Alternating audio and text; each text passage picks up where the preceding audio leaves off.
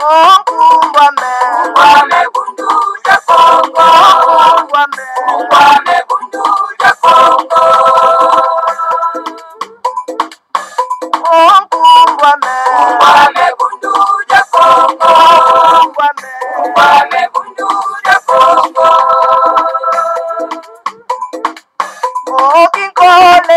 Kole Kukongo ya mwenyika. Kisole ya tena mani mumbane. Mufuluza kanda ya Kongo. Kanda ya Kongo.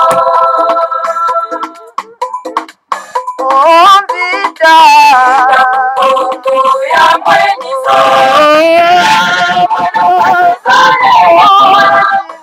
Ya tela mani mumbane. Wana vita Kukongo. Wana vita Kukongo.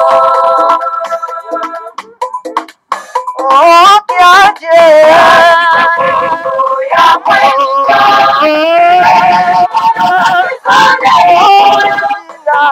Ya tela mani mumbane. Kanda ya Kongo. Kanda ya Kongo.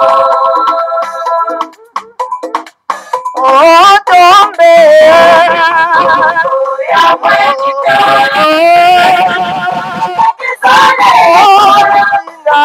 Ya tela mani mumbane.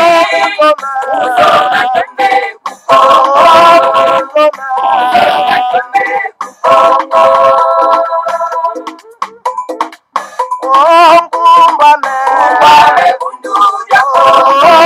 Ungwame bundu ya Kongo.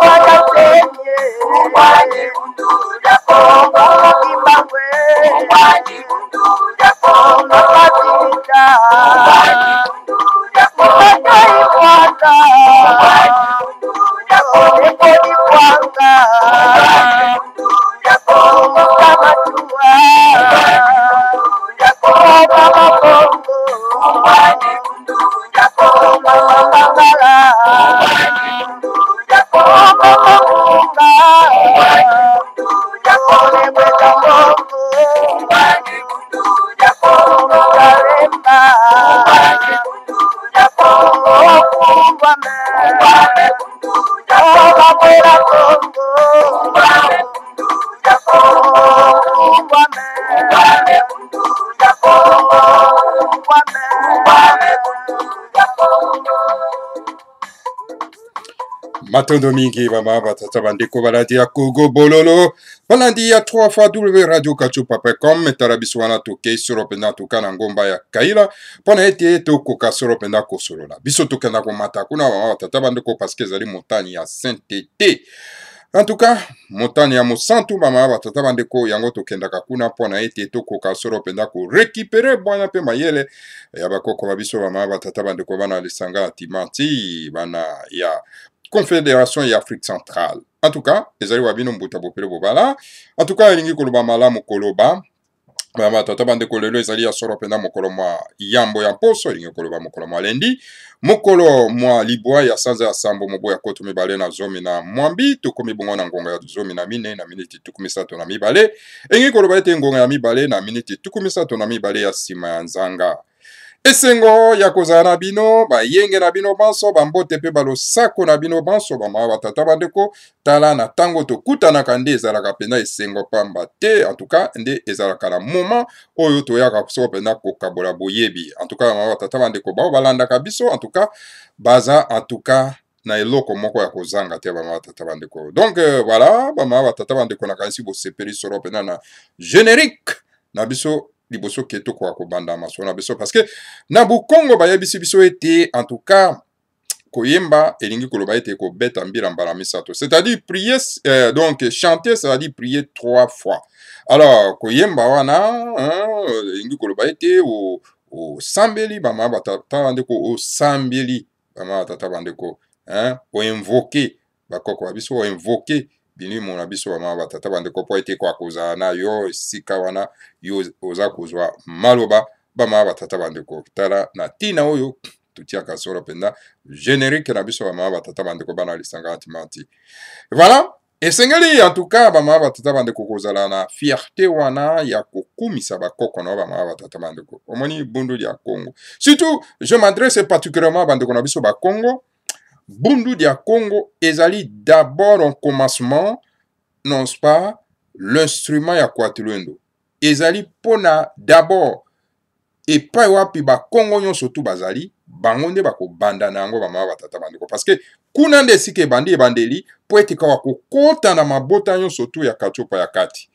Alors, wakaka na ba Congo baza ko comprendre instrument monene oyo te ya kwatulendo oyo ko bimisa bango na esclavagisme porque bako kosunga bandeko na biso oyo bakota na esclavagisme en profondeur ya mabota mosusu bamama batata bandeko. Hein? Donc, eza mawa mingi pona bango, bango za ko préférer kozala na kati na ba religion ya bapaya, na mangomba ya bapaya, ko bengaka mosantu mobikisi ya bapaya, ko simbaka Biblia ya bapaya, ko kosaka nango bandeko na biso bakongo, basimi mokanda ya Biblia po bakosa balalisa mabota na biso nyonso tu akatsopa na kati pongi. Mawa na bino bamama batata bandeko. Hein? Mawa na bino bozo sala mosala mabe. Mosala ya salite olie botombo l'instrument ya kwatulendo tobengi bundu dia Congo de façon que ya kokota sikoyo na kati ya babota mosusu mabota wana iko kolamuka bino bolobi te tokolamusa bango te tokolalisa bango lokola ndenge bapaya bayaki kolalisa biso pongi na mokanda na bango babengi Biblia.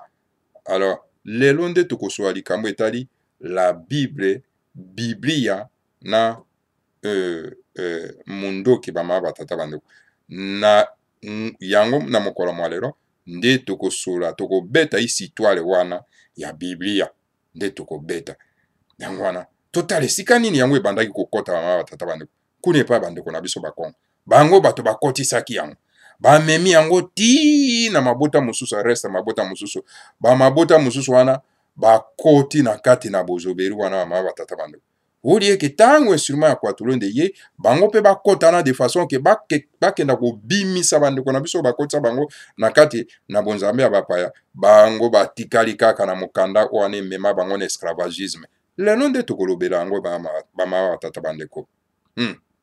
Kasi liboso tokoka kokota na histoire wana tokolobisa bino lelo na bitumba oyo pe ya bitaki pa bundaki toujours kuna na eteni ya mabele ya bandeko na biso ya bakongo. Tokoloba na likambo etali humiliation. Oni a connaître humiliation moko ya kosakana te. Na éviter soki le secrétaire général des Nations Unies, Guterres, akokoata kolia mwa mokwanga ou bien mwa bistec ou bien mwa pomme de frite place ya zali na kanisi vraiment bon en fait naoki bande komoso wabi mais bango bayokaka na bango soni te. Donc voilà, le secrétaire général des Nations Unies, M. Guterres, un portugais, et voilà, bah humilié na Hippolyte Kanambe. Parce que il y a des ans na Kinshasa, capitale provisoire, il y a Lisanga Antimanti, hein, et puis wapi esengela ki akoka kokuta na Hippolyte Kanambe ali Joseph Kabila. Mwana tuti Rwandais, mopaya, oyaza ko violer charte des Nations Unies elobike, mopaya ko konza mboka moko songolote na sima ya deuxième guerre mondiale, tango esale maki bamama batata bandeko. Alors voilà, Hippolyte Kanambe, alors Joseph Kabila, hein, a humilié, en tout cas, secrétaire général, M. Guterres. Donc alobi, akoyamba ete, pe a prolongé yango pe date koyeba na te a éviter soki akoyamba ye lisusu. Quelle humiliation! Donc, place secrétaire général Azali Guterres, au Koufina Sony. Alors, il faut Lucas Sukoyo, Olongola Sony Wana, humiliation. Alors, il y a aussi, Azali mon côté, Azali qui accompagné na M. Faki, ou Azali Soropena en tout cas, donc, Mokonzi, il y a commission, il y a Union africaine, Bama Watata Bandeko. Hein, il n'est pas là qui naïe, donc voilà, il fallait qui, hein, et Sengelaki, Toroba na lingala, et Sengelaki, il fallait quitter, pour on est lingala te, et Sengelaki, te, bakwa kokutana, na Hippolyte Kanambe, mokolo mwa mercredi, mokolo mwa misato. Allez, Hippolyte Kanambe, alobin na kokutana, binote, nazana posa na binote, ngai moto naza ko préparer naza ko bongisa pona ete na kwa kotika la libera seko na mboka oyo nga na kuti bazoba boye bongo na kokende kozwa isu mboka bazoba boye wapi bino mboka kotia nga panzi likolo panzi moto pona ete na kwa kotika mboka oyo na kuti solo penza en tout cas bampoki oyo babengi miel awa na kati ya mboka oyo boye na kuti pe babitumbe bitura bazoba na kati ya mboka oyo bongo na kokende kozwa mboka mosusu ya ndenge oyo wapi alors na koyamba bino te alors bokende na bino naza na posa na bino te d'ailleurs kutu naza na barusse na nsima na ngai naza na bachinois na nsima na ngai na posa na bino te bino bato ya oni bama batata bandeko bana lisanga antimaza et maintenant bama batata bandeko option nini oyo Guterres akotia na likolo na mesa pona ete humiliation oyo Hippolyte Kanambe Joseph Kabila asali ye alors donc tozela toyoka makambo maza koya na nsima bama batata bandeko omoni mindele baki kolokoto mwa ekuku moko ya moto batie na kati na bokonzi alors moto wana akomi na ye donc mutu makasi te contre bango isusu bama batata bandeko iliaki bango bikoki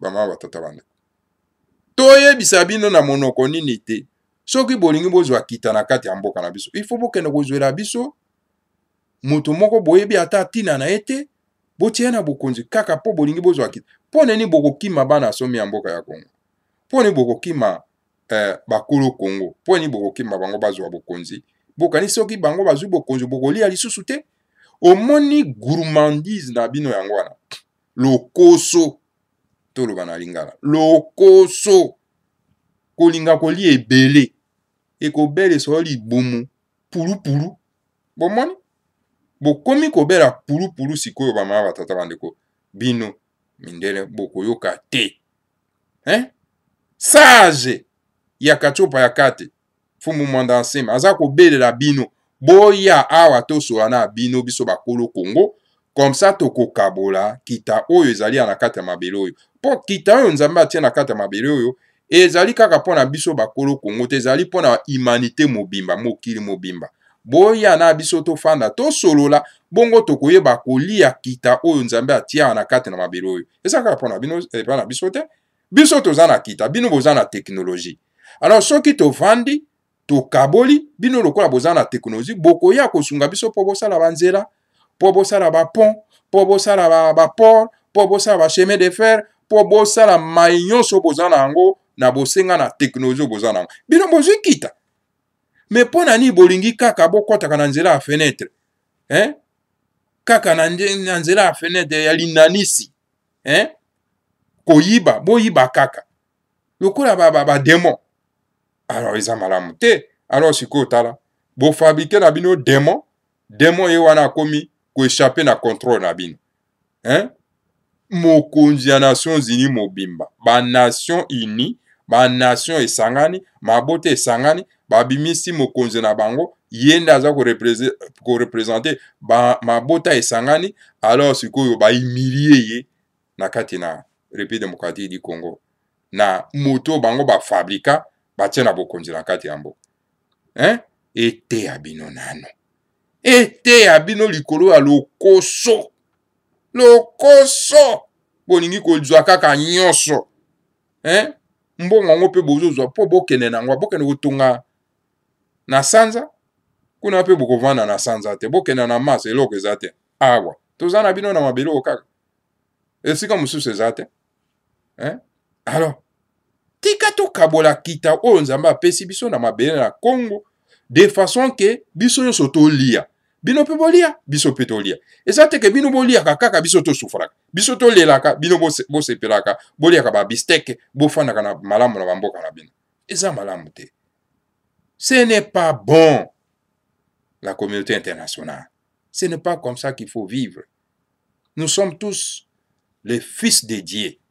Les grands maîtres font à tout moment que nous sommes tous les fils de Dieu. Et la richesse que le bon Dieu a mis en République démocratique du Congo, c'est pour toute l'humanité. Ce n'est pas seulement pour les Congolais, c'est pour toute l'humanité. Comme vous, vous avez la technologie et nous, nous avons la terre, c'est-à-dire la richesse, venez négocier avec nous. Comme ça, nous allons partager cette richesse. Nous, nous avons besoin de la technologie et vous, vous avez besoin de la richesse. Venez avec votre technologie, construisez des ponts, construisez des routes, construisez les ports et tout ce que nous avons besoin pour votre technologie. Et comme ça, vous allez prendre de la richesse. Pourquoi toujours passer par la fenêtre? Pourquoi? Pourquoi passer toujours par les moyens de dérober la richesse du Congo? En fabriquant, n'est-ce pas, un monstre. Vous avez fabriqué un monstre. Et voilà les résultats. Vous voyez les résultats? Hein? Alors, ça va vous apprendre. Vous allez tirer une leçon maintenant. Que bon, voilà, il est temps qu'on puisse négocier avec un sage bantou. Et nous avons un sage bantou qu'on appelle Fumumanda Semi, qui est le chef saint de la race bantou. Allez négocier avec lui. C'est lui qui connaît l'Afrique centrale. L'Afrique centrale est dans sa poche. Pas avec tous ces politicailleurs qui cherchent que leurs propres intérêts. Ce sont des politicailleurs, ils ne connaissent absolument rien. Ils ne connaissent même pas leur diversion. Ils ne connaissent même pas l'avenir de l'Afrique centrale. Ils ne connaissent pas tous ces politicailleurs. Il n'y a qu'une seule personne qui connaît, n'est-ce pas, l'avenir de l'Afrique centrale, c'est Fumumanda Semi. Allez négocier avec lui. Négocier avec Fumumanda Semi. Je vous dis franchement, vous allez tous, nous allons plutôt tous gagner. Au lieu de passer par les intourdis, les gens qui ne connaissent rien, hein, qui n'ont pas la vision de l'Afrique centrale, ce n'est pas la peine. Voilà ce que je voudrais conseiller à la communauté internationale. Bama batata bandeko bana lisanga antimati. Wana ezalaki mwa mokuse moke mwa mokuse na mwa mate na ngai kopesa na communauté internationale mpona ete bakoka kocomprendre ke non. L'ère oyo ya verso ezali ere ya moyibi te. Gandhi avait dit ceci. Alobi, la personne la plus dangereuse de l'humanité sur cette planète Terre, c'est le menteur. Alors il faut faire attention aux menteurs parce qu'ils sont tellement dangereux. Hein? Alors, maman, tata bandeko, ete abino. Ete abino, maman, tata bandeko, c'est pour cette raison, maman, du aux en kati ya résistance, hein? Hein? Tous en kati ya résistance. Donc, aki, donc on a biso Koyagba alias Pasteur Bobo, qui disait que non, Sengeli to biso tous en résistance, hein? Toujours bunda. Mais yo aux en résistance, monsieur Koyagba alias Pasteur Bobo. Si vous dites que vous êtes vraiment na kati ya résistance. Résistance, pour nani résistance, parce que tu ebi que mboka ezali occupé. Mboka ezali occupé ndenge parce que moto azana moto ya mboka azali mopaya komona Hippolyte Kanambi ala Joseph Kabila. Siko yo ebi mboka ezali occupé. Ndenge ni yozo benga mopaya wana na kombo ya lokuta. Donc ozo reconnaître non te que mboka ezali occupé. Mais c'est Koyagba alias Pasteur Bobo. Je m'adresse à vous, ngana tanga ka ba komu na bino. Pona lingi bozwa mbongo wana. Mais tellement que vous avez teti de kola ba ntaba. Bonga bino oyoka te. Okoya oloboza résistant. Oye kuna oh Joseph Kabila alobi, oh Joseph Kabila, oh armée na biso. Mais où est-ce que on est dans langage de résistance? Langage de résistance, cela veut dire que Monsieur Hippolyte Kanambe, alias Joseph Kabila, c'est un tout Rwandais étranger. Le pays, la République démocratique du Congo, Zamboka a été. Et Sengeli to Bengane Akenda par les soulèvements populaires, pas par ma ponami. Voilà le langage de la résistance. Vous comprenez? Hein? Le langage de la résistance, yango wana, oyo bandeko bakoki ko utiliser, yo ko bate ko zali résistant, en même temps, moto azali imposteur ici par terre, ozo benga na kombo lokuta. Mais oza résistant te? Oza résistant te? Hein? Bateau bazali résistant, baza ko utiliser le vrai langage ya résistant. Lamuka ndeko, lamuka. utiliser le langage de la résistance. Hein? Mboka ezali occupé par qui? Par les étrangers. Parce que na mutu mboka mopaya. Mopaya yango komo na nani? Hippolyte Kanambe Aloyse Kabila. Bino bato bolandaka bango. Ngape na landaka bango, c'est pour cette raison soki na ye ko parafe mwa muke alors na komboli place ya mabe bango balobi. Nga na landaka pe bango. Hein? Alors bango pe balandaka biso. Ba vrai résistant, ba vrai combattant, balandaka pe biso. Mais c'est quoi basaka ignorance lokola balandaka te. Vous comprenez? Ils pensent que bon voilà ceux qui batangi ba esiko balandi biso ba komona ke ba corriger biso ba koyoka son te ya likambo son te to ngito lo ba langage moko. So to lobi ke toza ba résistant et c'est ngito lo ba langage moko. So to lobi ke toza ba résistant to luka ko sala couverture médiatique na bato baza ko utiliser langage de résistance. Mais bino lobi boza ba résistant bozo ke no luka biso ba dokolo. Bozo ke no luka biso ba Moïse Katumbi, bosa era biso bango couverture médiatique. Et pourtant bango baza na langage de résistance te. Siko tina okeno zola biso bato wana ndengeni. Mais siko tina ko ba ke boza ba résistant ndengeni. Hein? Boya ko kosa bandeko non bato wana ba kana kozwaka moi ba $100 songo pakala. Non, ça c'est la bassesse. Ça c'est la bassesse. Utiliser les langages durs, tina message dur na bato baza ko occuper mboka na biso. Vous comprenez? Alors, nous avons donc un problème, il y a occupation, il y a terrorisme dans kati ya mboka. Voilà le langage à résistant. Notre pays, tozan armé, tozali na police, mais nous avons au contraire les éléments terroristes qui terrorisent la population. Voilà le langage à résistant. Le langage à résistant, c'est que police na biso, armée na biso, est-ce que biso tozan armé? Parce que moto azana moto mboka za mopai. Akamati bandekone atie bango, alati bango uniforme ya armée na biso, alati bango uniforme ya police na biso. Donc a formé ba terroriste ba outi ba bangambo na ngambo atie bango na kati ya Congo. Tous ceux qui tuent là-bas, ce sont les éléments terroristes à Hippolyte Kanambe, na kalu na moto Alias Caleb. Alors voilà les langages ya ba résistants. Langage ya ba résistants, ezali te que o police na biso, o armée na biso, est-ce que tous en armée wa? Tous en police wa? Bazo yebisa bino que tous les généraux au bazana kati ya armée ya Congo, hein, ce sont les éléments terroristes à Hippolyte Kanambe. Et ces généraux sont tentés de terroriser la population congolaise. Vous croyez que baya qui pour pas sabino lipa, baya pour pas terroriser bino. Alors, nous sommes dans la lutte contre le terrorisme.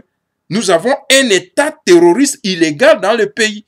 Alors nous devons combattre, n'est-ce pas, ces terroristes jusqu'à ce que tout éradiquer bango. Voilà le langage de la résistance. Résistance, c'est-à-dire qu'il y a un bébé monocoté, mais il y a action. Voilà, bama batata bandeko. Message et pas ya mbuta koyagba, alias Pasteur Bobo, na ba koliti na ye ba kasu, ba kusunuka, hein, kusunuka, tambo alias Eliezer, tous ces gens-là qui font la couverture médiatique, il y a Katumbi Moïse na Nano Sédikan Dokolo qui n'ont pas de langage de la résistance. Il faut de pousser bango, ba kotisa na verbe na bango, un langage de résistance. Hein? Alors, la katina diaspora, tous en a leader politique, oyo, baza ko utiliser le verbe ya résistance. Aya Kasavubu, hein? Bambuta Tchakudia, hein? Bambuta Mbanda, hein? Na katia terrain, et nous avons donc un grand résistant de tout le temps. Hein? Il y a encore, il résiste na nyonso. Na terrorisme na kati ya mboka.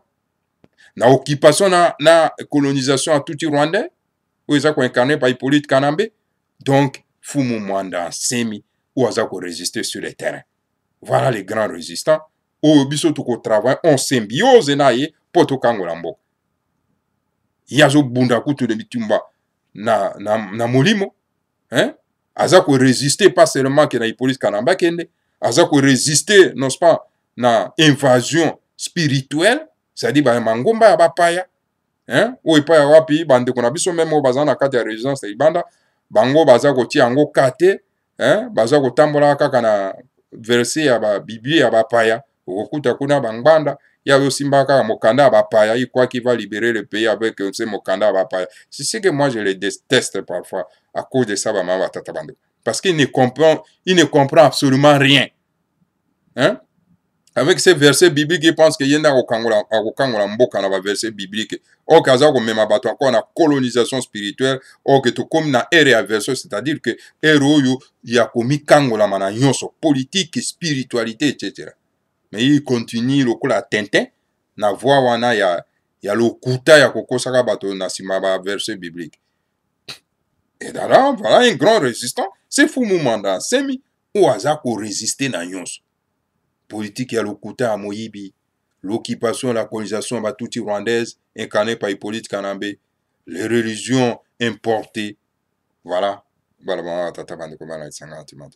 matondo mingi, na bino banso to le kanano na histoire, oyo na eko bete rabino yango lelo ba tata bandeko bana lisanga antimati. To histoire tozo beta lelo ezali Biblia na Mindoki. Biblia na Mindoki. Biblia na Mindoki bama batata bandeko yango nde na eko bete rabino moi histoire oyo très rapidement. Hein? Tout comme déjà na 26 minutes. Alors, ça attend moi 40 minutes. Porte 6. Donc voilà. Boyebi bama batata bandeko na 15e siècle, na 15e siècle, les Blancs avaient quitté l'Europe et s'étaient dispersés à travers toute la planète Terre à la recherche des richesses et pour ravir les terres à d'autres peuples du monde. Hein? Bango balongwa ki kuna na mboka na bango pona koya kolukaka bakita epa mususu mama parce que epa na bango ezalaki pasi nzala. Hein, et fallait qu'on kende pas mususu kolukaka ndenge ni lobiko ndenge pe biso toza koya lelo banga batata bandeko hein ezate biso tozo ki mapase biso tozo ki mande terrorisme na dictature oza na kate na bamboka na biso toza kolukaka hein ndenge ni tokoyi kobika na mikili ya bapaya bango pe la même chose basaki pe la même chose babimi na 15e siècle babimi pona kokende koluka lobiko et pas mosusu pe po na kende botoro bato ba mabele bango olie pe bakela nde koluka bilei kita po baya koleisa bango ba ke lisusu nde ko botoro lisusu nde bato ba mabele na bango hein bongo na bongo. Alors pour atteindre leurs objectifs les Blancs avaient utilisé deux instruments lesquels la Bible Biblia dia Bayuda hein qui est le livre sacré des Juifs. Et puis, encore quoi? Les armes à feu. En quel métier? Donc voilà. Pour te battre pour atteindre bit na bangwana, hein? Ba mamba tatamandoko. Toujours beta bino makamu malekaki. Donc ba mindele ba utilizaki biloko mibale. Ya liboso ba utilizaki zaini. Mukando ba bengi Biblia. Mo Biblia ya boyebi très Biblia ezali mo kanda mo santo ya ba romain donc euti na ngambo ya ba Yuda. Ba mamba tatamandoko. Pe na nini? Na nini oyo Mindoki babengi yango ba arme à feu donc biloko mibale ba utilizaki yango wana Biblia oyo bandeko bavandeli yango lelo oyo ndeko na biso Koyagba alias pasteur Bobo azoloba pasteur anini ya mokanda ya bapai omona ye aza koinvite toujours ba escroc wana ba escroc wana hein o basima mokanda bapaya po ya kolobela bino makambo wana momoni bazo comprendre te loko babengi résistance ok tozaki occupé na kalakala likolo ya mokanda wana yango na mosala oyo bapaya bayaki kosala yango wana mpo ete bakoka kolalisa biso ponge esengeli baya na mokanda oyo babengi Biblia na maboko mpe mundoki na nsima bama batata bandeko tokoyoka na bokebi nyonso. Ils avaient utilisé la Bible pour rendre les gens dociles, les endormir, ont fait qu'ils oublient leurs ancêtres, pour détruire leur culture et la religion de leurs ancêtres. Les Blancs se sont servis des armes à feu pour tuer, et ceux qui avaient une conscience éveillée, qui sont têtés à lutter pour défendre leur pays, plus encore pour cerner plutôt les désordres dans ces pays, pour provoquer les guerres destinées à empêcher leur développement. Alors donc, ce qu'on au moins, bango bandai ko utiliser Bible pour nani. Pour n'être baté à bato ba comme ça bango pété parce que obi ba koko na biso bazali makasi hein.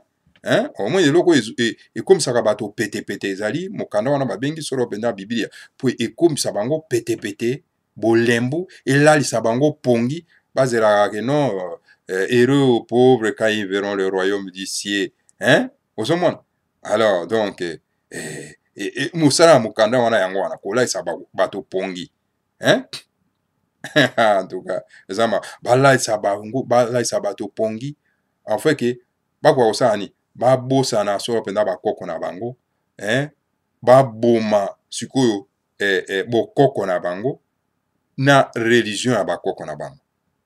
Mosala ya biblia eyaki kosala na kati na mokili na biso yango wana. Et de l'autre côté wana eza kote ya biblia mosala baitilizaki bible, mosala baitilizaki bible yango wana oyo moni bandeko na biso baza kokangama na yango lelo, donc bakomi na bango bacolon noir na kati na mboka na biso mpo balalisa koma ndenge bakomisi bandeko na biso ya basi ndenge bakomi bazobazoba, hein likolo ya mokanda wana bakomi kolesa bandeko na biso bamatiti, bakomi kotambusa bango na mabolongo, hein likolo ya mokanda wana otala arme mobimba bamama batata bandeko. Et bon voilà, okoki kolobela makambo etali bakoko na te omoni te olangi, hein ke non bakoko na biso baza bandoki adiabolize bakoko na biso bomonaki te bino moko, hein balobi yo combat spirituel nayebi te soki combat yango spirituel ezalaka ndenge nini bamama batata bandeko. Donc c'est ça mosala oyo bamindele bayaki na mokanda wana yango wana. Et voilà, mindele mpe pas seulement que la Bible bautilisaki mpe mindoki mpona koboma manani baoyo bazalaki na conscience éveillée. Omoni neti na kati ya bundu ya Congo bandeko baza na conscience éveillée mpo bazozongela bakoko na bango bazokoyeba valeur ya bakoko na bango, alors bakomi na conscience éveillée. Alors mondele etilizaki bamindoki wana mpona koempêche bato wana baza na conscience éveillée koboma bango, hein koelimine bango bamama batata bandeko. Bango nyonso to babandaki kosentete mpona kodefendre mabeye na bango koboma bango. Alors mpona nini mpona koasime désordre na kati ya mboka koprovoke bitumba oyo ezalaki koempêche bato mpona développer parce que bitumba so eza na kati ya mboka bokoki kose développer te tala na kati ya mboka na biso moni stratégie hippolyte kanambe ezalaki koseme désordre na kati ya mboka koprovoke baguerre partout ya bakama wana sapu isika nyonso kotia désordre de façon que bomeka korefléchir te na makambo etali mboka, alors donc développement mpe koka koya te bokomi kozonga nsima tala mbandaka ekomi le gros village, hein bamama batata bandeko. Alors kenda na lisala on en parle même pas. Mboka ya ndeko na biso pasombo. Alors dans d'autres pays les chrétiens blancs avaient amené de nouvelles maladies pour susciter la mort d'un plus grand nombre d'autochtones et ils investissaient également dans l'achat des armes des Noirs, parce que si les gens ne mouraient pas précipitamment en grand nombre, il était difficile pour eux d'avoir des armes à acheter. Eza matata wa bamama tata bandeko, eza matata na ngai nasuka wa kasi bandeko yebisi ngai na koba na mamuke tika nakoba ti nasuka parce que eza tellement intéressant. Alors awa bayebisi biso babi toujours les grands maîtres, hein? Abi balobi repris par tout maman c'est, alors oui mais na ba mboka mususu ba chrétien mindele babandaki komema ba maladie mosusu ba bokono mpona nini mpona ete bato bakufa ebele bakolo mboka bakufa ebele parce que moni soki bato bandaki kokufa te donc moyen ya kosombaka ba milimo na bango milimo ya bato baindo eza te, alors il faut bato bakufaka ebele de façon que milimo wana bango basombaka yango batata bandeko. Alors donc parce que soki bato na lolenge yake bakufa de manière pacifique, donc bakokoka kosombaka milimo wana te, il faut bato bakufa un grand nombre de manière précipitée, hein? Alors na tango wana bango bakosomba siko milimo ya bato wana bazokenda kosala nango commerce bamama batata bandeko. Mokilo eza matata bino bozomona bisika wana yango moni na kati ya mukanda wana ba diaboliser makambo na biso okomona pe bandeko na biso pe oyo bakota na bisika wana bakomi na bango pe o diaboliser makambo na biso oke makambo na biso eza koya ko défendre hein bandeko na biso oyo bakota kuna mpona ete bakufa pampamba te bamema milimo na bango te basala nango commerce te. Voilà bundu dia Congo ezali un instrument ya kwatulondo eza ko défendre bandeko na biso bamama batata bandeko. Aujourd'hui, il y a trop de problèmes dans notre pays à cause de ces églises qui sont venues acheter des armes et qui travaillent en complicité avec ceux qui avaient laissé leur propre pays pour chercher à arracher les terres d'autres peuples. Abilelo tozana makambo ebele na kati na mboka na biso likolo ya ba binzambi oyo tala binzambi etoni bakomi ko utiliser bandeko na biso kosalaka ba spectacle magique hein que non yesu azosala tata bandeko toza na problème parce que mosala bango ezali nini kosomba milimo ya bandeko na biso bamama tata bandeko po ete bakenda kosalela bango misala na complicité ya bandeko na biso wana bamama tata bandeko hein oyo baye na kati na mboka na biso bamama batata bandeko. Mais c'est grave, hein? Bamama batata bandeko. C'est très grave. En 1482, le Portugais avait arrivé à Congo Diakati à Mpinda Soyo. Na mobuko to moko na kama mine na tukoli bwana mibale. Ba Portugais bayaki na kati ya Congo Diakati. Congo central, na Pinda, na Soyo. Le chef de cette délégation portugaise, Diego Cao, envoya en mission d'espionnage en Banza Congo 3 blancs. Le père Antonio Spirivera, père Antonio da Porto et le père Jean da Costa, afin de convaincre la population et les chefs Bakongo de se convertir au christianisme.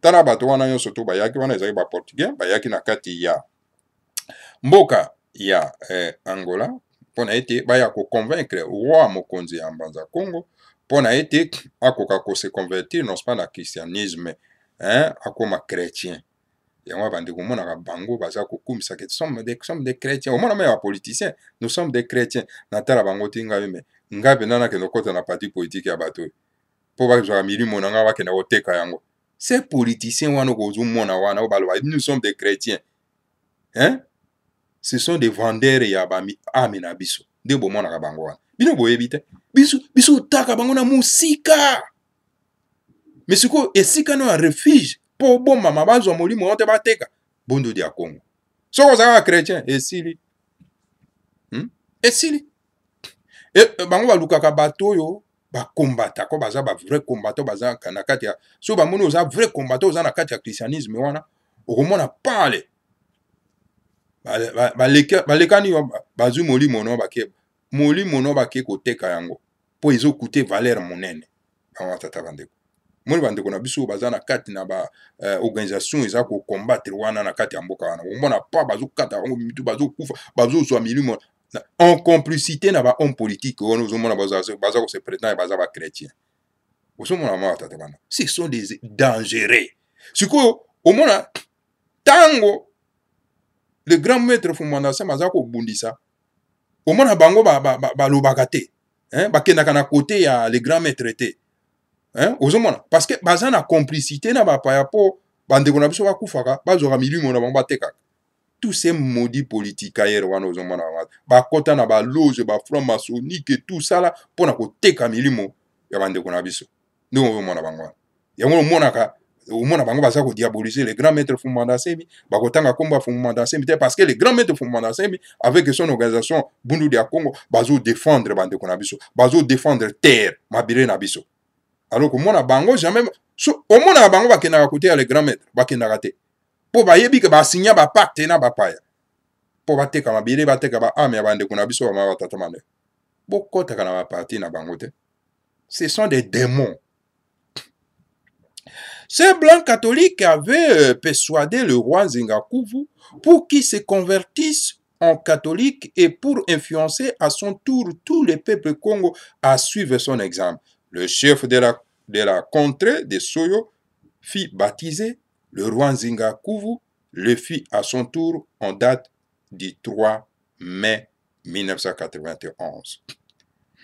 Alors, bamindele wana ya catholique ba persuader Nzingakuvu po ete ya koka solo penda ko se convertir na catholique, na catholicisme, hein, pour que ye sikoyo a influencer sikoyo ba peuple Congo, hein, bana Congo ba ko kolanda exemple na ye. Yango na monaki chef ya Soyo azalaki baptisé roi Nzingakuvu pe na tour na ye pe akomaki pe baptisé na lingomba ya bapaya. Après la conversion, je veux dire, et le baptême du roi Nzingakuvu, un grand nombre de Bakongo avaient suivi cet exemple, avaient goûté au sel de l'esclavage de l'âme en se faisant baptiser, en se convertissant au catholicisme. Donc, nasima ya baptême ya roi Nzingakuvu, Bakongo ebele balingaka bango bilanda ngulu tala nde baolanda bankusu bayebi ke nkusu eza eloko ya kopola baolanda nkusu batondi kuna, hein? En tout cas c'est pitié, hein? Mais o peuple ya ndenge nini bama tata wana peuple ya ndenge nini oyo kusu qui ne connaît rien yazo luka mbongo na ye pa Hippolyte Kanambe, hein, po asala ba business na ye bozo landa ye bokota na lingomba na ye babengi bowana onke kule eloko eza te eloko ya kopola, hein? Esika bwanya mayele ezali bundu ya Congo, esika bwanya mayele ezali oyo ntuma na Nzamba ye mpona kokitisela biso bwanya mpe mayele po momanda asemi bango bazokenda musika bazolanda esika bozobeli ezali oyo peuple ya ndenge nini oyo. Ah, peuple ya ndenge nini bama batata bandeko eza mawa mingi. Donc voilà, ebele bakoti parce que bamoni Nzingakuvu akoti na kati ya catholicisme, bakongo ebele bakoti epo wapi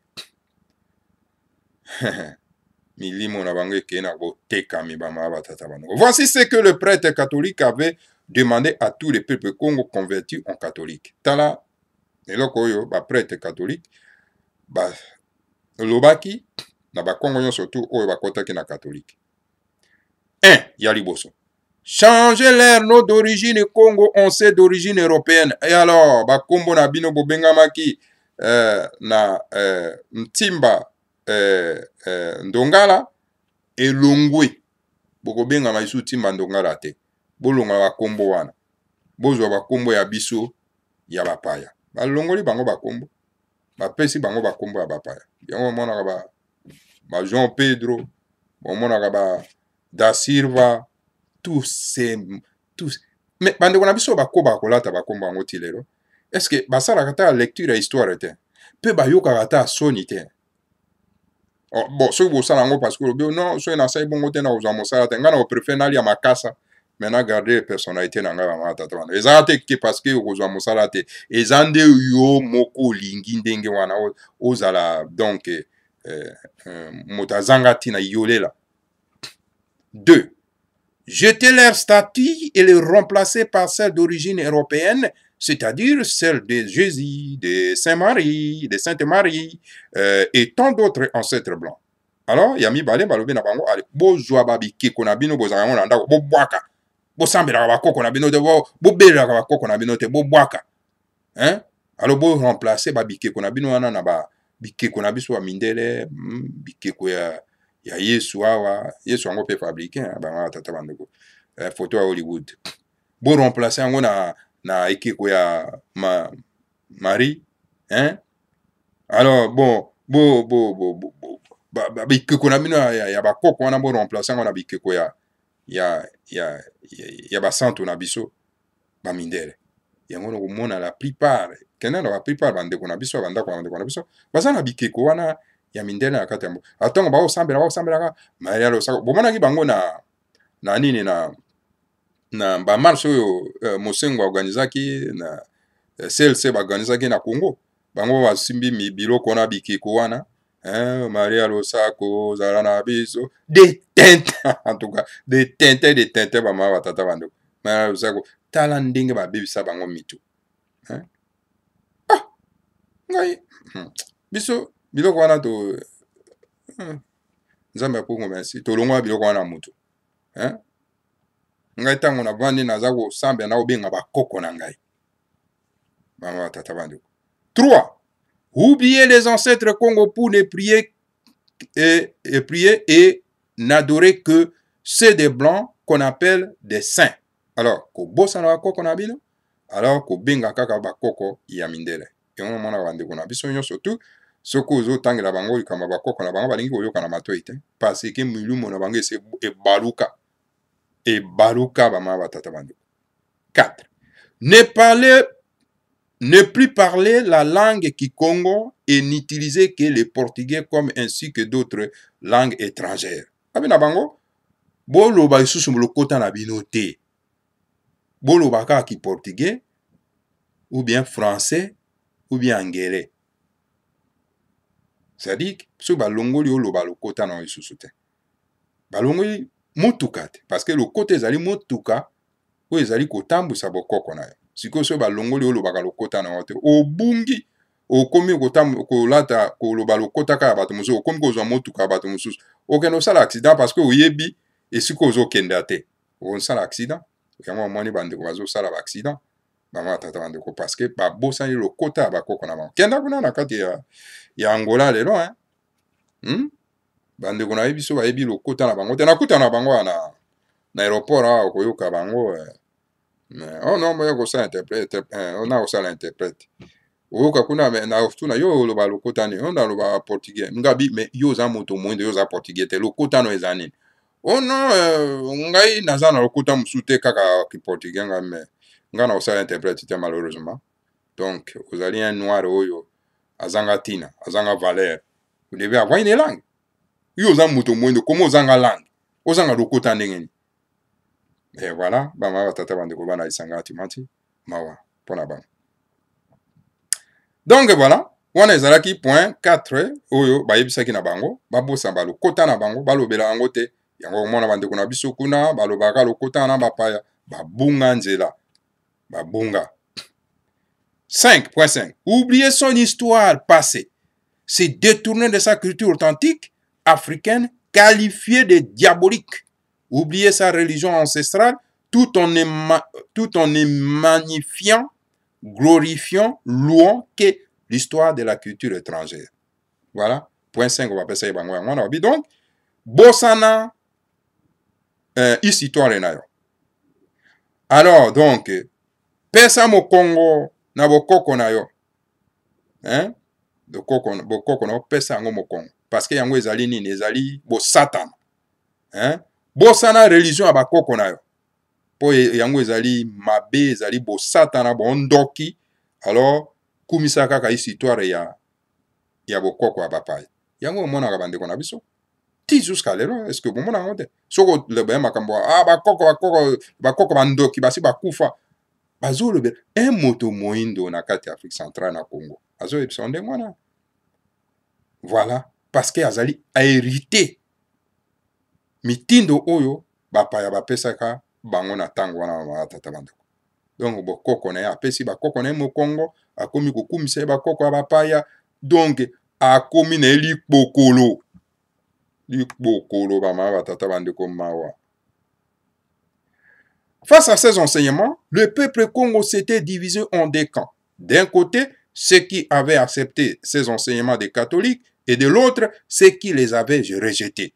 Alors natango wana bakongo bakabana na biteni mibale baoyo bandimi na bango bakonzama na mateya ya bapaya pe na baoyo baboyaki makambo wana omwana ndenge epa na biso ndenge ezali lelo na Congo biso toboyi mateya ya bapaya toboyi biblia ya bapaya toboyi po ememi biso na bombo tolandi bundu ya Congo eza kolakisa biso kotombola bakoko na biso ba vrai nationaliste bango wana omoni ba vrai nationaliste ba imposteur, ba usurpateur.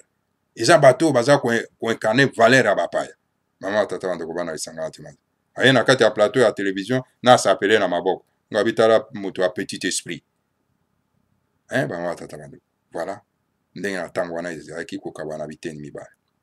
Chez eux, ceux qui les avaient acceptés, le plus influent était Nemvemba Nzinga, fils du roi Nzinga Kuvu.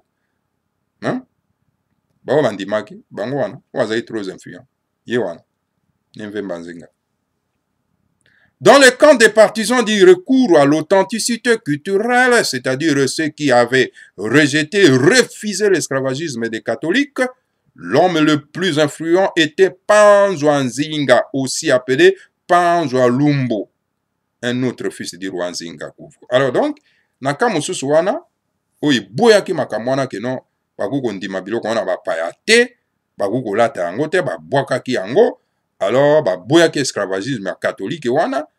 Alors donc, ye azalaki mwana mosusu ya Nzinga Kuvu, na komba Panzwa Nzinga, hein, oyo en tout cas, bengamaki na komba Panzwa Lumbu, oyo azalaki mwana mosusu ya Nzinga Kuvu. Yende andimaki te kobwaka bokoko na ye, kosalela au contraire bokoko na ye. Kasi oyo kuna traite oyo na kombo ya Vemba Nzinga, traître. Ye wana, place yazali, ba incarné lisusu te na bakulu. Au peuple congolais en Banza Congo et qui refusait de croire en lui, Panzwa Nzinga avait dit: si vous souhaitez qu'on vous apprenne quoi que ce soit, disposez d'un minimum d'intelligence qui va vous permettre de distinguer les biens et les mal.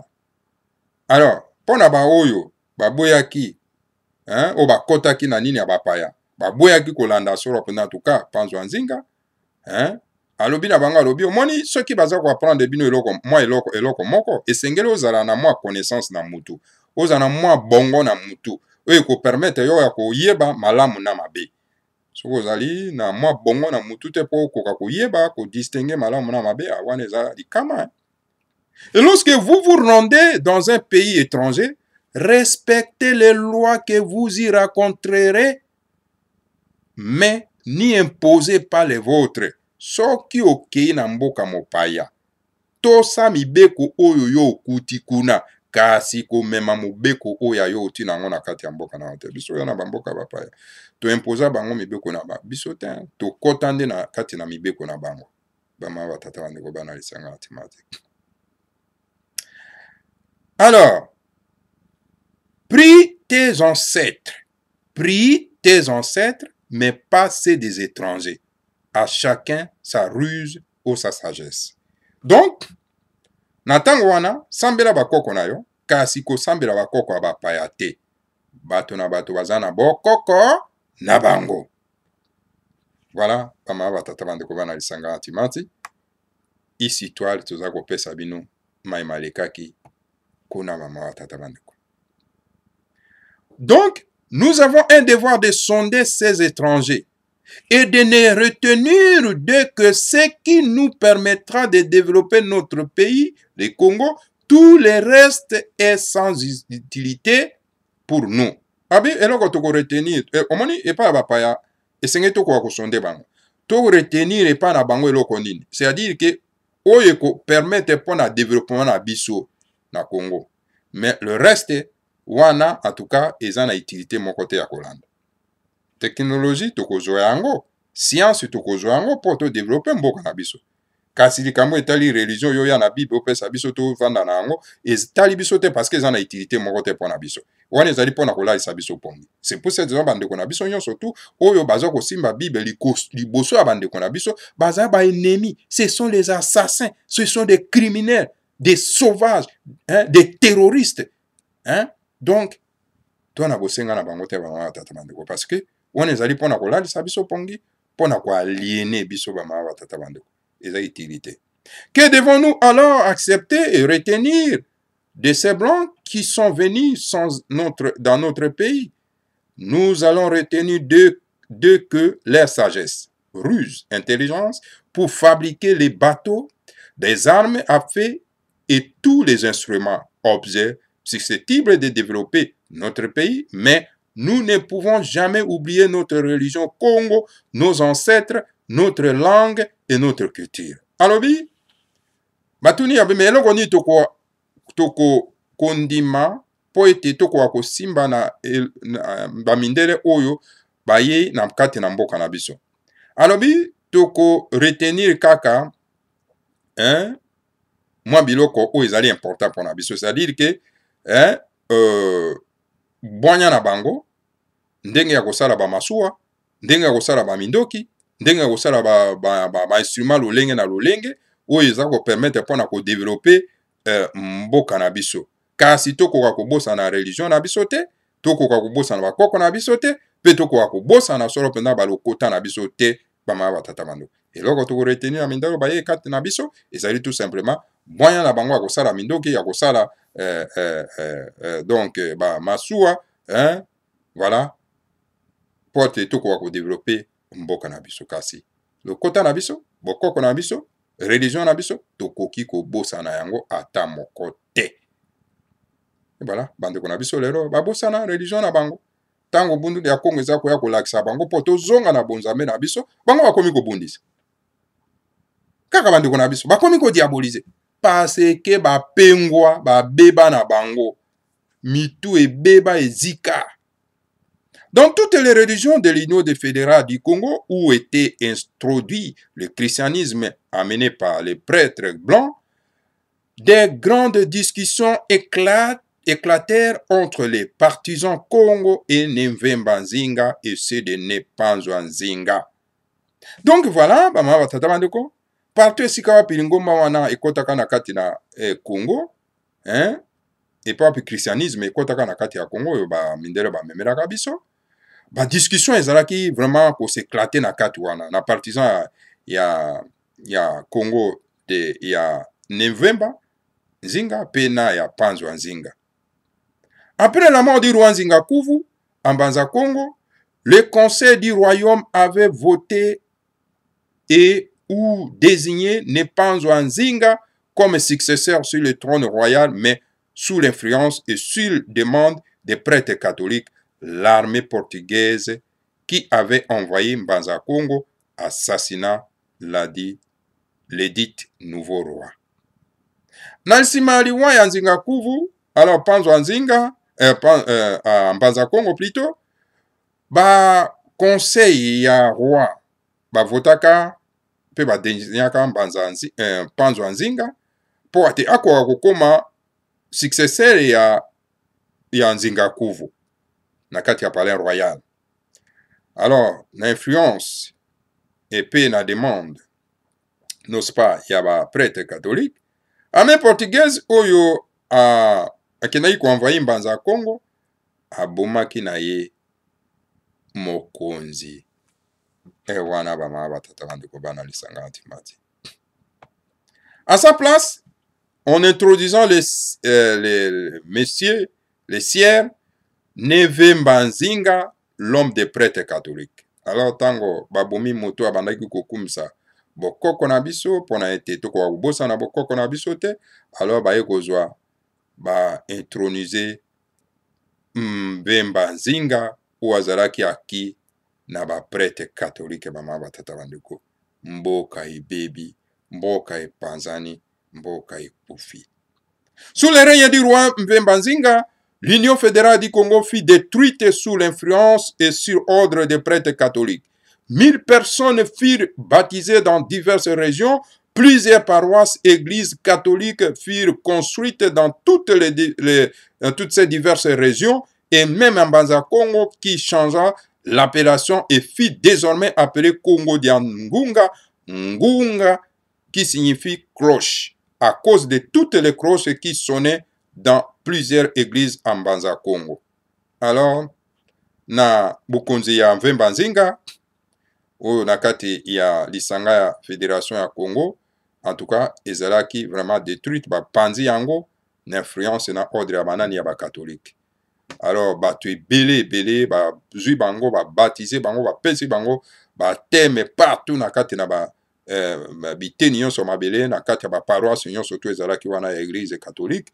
Et puis, en tout cas, ba catholique ba tongi ba biyamba kili na Mbanza Congo epa wapi babaloli kombo ya mbanza Congo bakomisi yango donc Congo dia ngunga, ngunga qui veut dire, c'est-à-dire que bangonga ebeta ngonga ngonga baloli yango ekomi donc Congo dia ngunga à cause ya nini ya bangonga wana ebandaki kobeta à tout moment donc na mbanza Congo mobimba. Le roi Vembanzinga avait ordonné le brûlage de toutes les statues d'origine Congo et leur remplacement par celles d'origine occidentale. Tala bozoba bato moindo bazaka nango ba matata bandu. Ah moto moindo ana problème. Yango babenga biso toza ba koni tendenge ni ba matata. Alors donc voilà, roi Vembanzinga a pesi mibeko. Alors bien a pesi mibeko à partir de l'Europe. Donc bo tumba ba bikeko nyonso ya biso ya bokoko wana. Bolongola yango bo remplacer yango na bikeko ya mindele to na besoin bikeko na biso ya bato baindo te. Le roi Vembanzinga remplaça son nom d'origine Congo par Afonso, un nom d'origine occidentale. Alors alongoli kombo na ye wana ya Vembanzinga alobinga na komi Alfonso na ngisu ba kombo wana ya biso ba bokoko te na zana ngona posa te. Yango moni bandeko na biso komona aza komibenga na bakombo ya André Pierre, Jean-Paul Alphonse da Souza. Ils sont fiers de ça. Nga na bango na mona bango lokola ba bizengi. Nga bita bizengi wana. So kana bengi motonet na téléphone bien non je m'appelle comment na ngai André comment na ngai Pierre.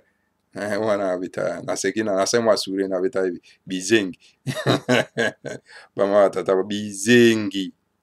Alors, le nom de la capitale Mbanza Congo fit de nouveau changer en San Salvador, nom d'origine occidentale. Donc, à Bungisi même, na Kombo ya Mboka. Kombo ya Mboka, eza isu inspiré te Bungi Longwe, solo pena en tout cas, Kombo ya d'origine Congo, et comme siko na Kombo ya Bapaya. Bama batata bandeko. Elongwe Mbanza Congo, et comme San Salvador. Yango mwana bandeko na biso bavanda kuna na Mbanza Congo, bamuso bamibenga, oh nga naza mosasala. Aye batatine eloko babengi mosasa te. Atuka bandeko na biso baza na Mbanza Congo na opesi bino vraiment bambote mingi bote ya bandeko na biso kuna baza basasala te wana ezali bakombo ya bato babunga nzela bama batata bandeko bana esanga timati eza mawa mingi. 4.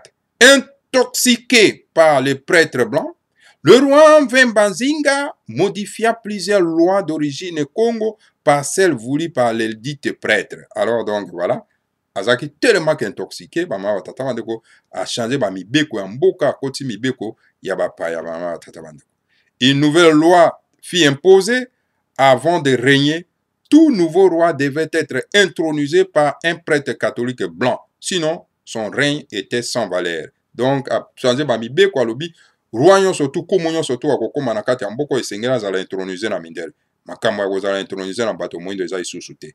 A changé mobeko. Une nouvelle loi est imposée. Avant de régner, tout nouveau roi devait être intronisé par un prêtre catholique. Sinon, à régner lisusu te na kati ya mboka na yeba ma tata bandeko.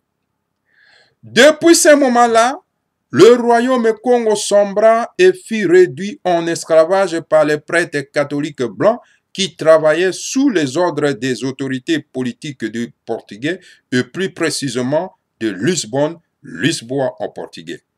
Alors longwana tango wana royaume ya Congo ekoti na molili ekoti na bombo. Alors donc ba prêtre catholique ya mindele bazui contrôle ya mboka. Oh là là, mboka ekomi na contrôle n'est-ce pas ya bapaya. Oh mawa mingi bandeko na biso ba Congo bazosala pe foro ya kobima te, hein? Homme de ere verso aye au lieu que s'accrocher pour balongwa na esclavagisme bakomi nde bamosusu kofinga bamosusu nde bakomi kozala contre. Lelo soki balobi na bango bozwa koni fumanda se me obotumba bakozwa tala eteni ya bakoni ebele mpo bakoka kotumba. Mais ngonga nyonso tu ezalaka ndenge moko te tokotelemela bino bama batata bandeko. Chaque fois qu'un Mukongo, citoyen d'origine Congo, sage et éveillé, était désigné pour diriger le royaume Congo, les prêtres catholiques blancs refusaient de l'investir ou de l'introniser. les militaires portugais les combattaient avec des armes à feu parce qu'il fallait obligatoirement être un chrétien catholique non éveillé, un aveugle spirituel pour être intronisé par eux, c'est-à-dire leur serviteur, un avare qui ne pense qu'à lui seul et qui est prêt à trahir ou à sacrifier les autres ou les intérêts du royaume pour son propre bonheur. Donc voilà, chaque fois que ceux qui me Congo, ou azali d'origine Congo, oyo azali éveillé na bokoko na ye, ba désigné pour être ko kamba royaume ya Congo, ba prêtre catholique ba ye, bandoki yango ba ye ko boya, ba vite. Yete, yo te ko intronisé ote, alors ba souda ya ba portugais ba komi ko combattre ko bundisa ye jusqu'à ce na ba bindoki jusqu'à ce que akoka kokoma chrétien catholique oyo alala pongi ou azali aveugle spirituellement pour na été na tango wana wako ko introniser ye, c'est-à-dire à servir ba intérêt na bango ba mama batata bandeko po ete ko trahir mboka pe sacrifier bandeko na ye pona bonheur na ye moko. Bomon ba batata bandeko bana lisanga antimati bolamuka.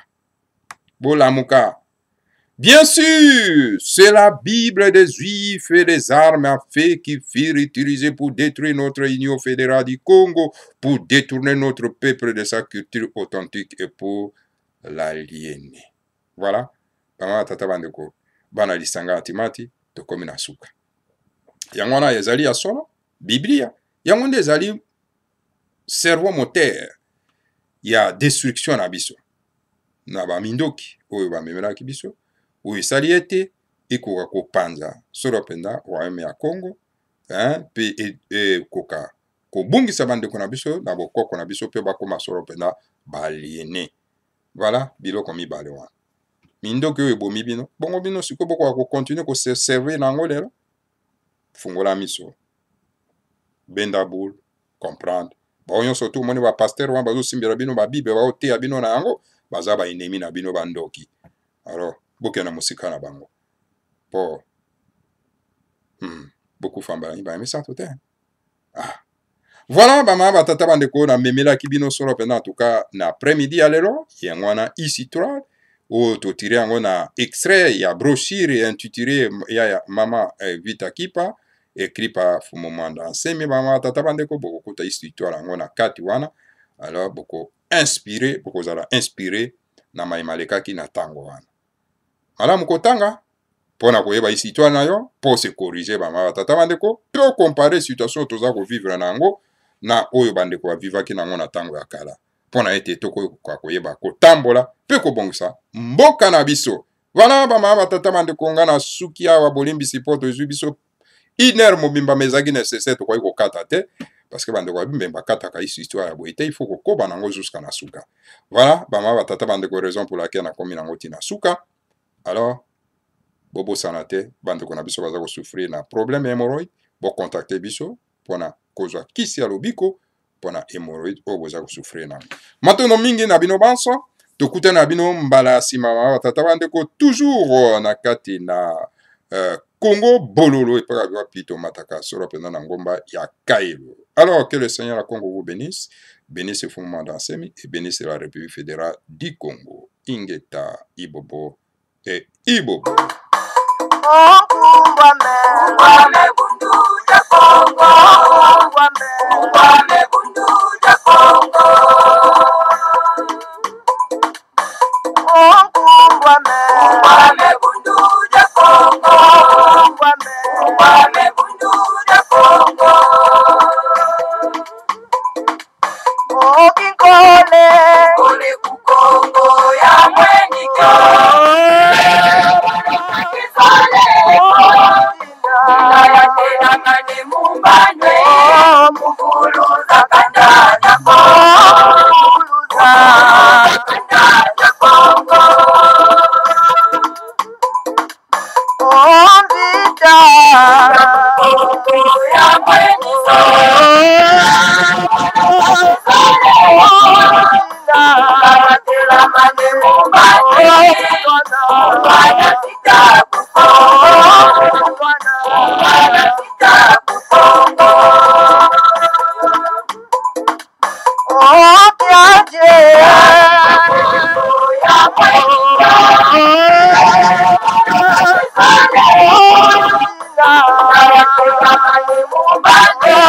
Oh,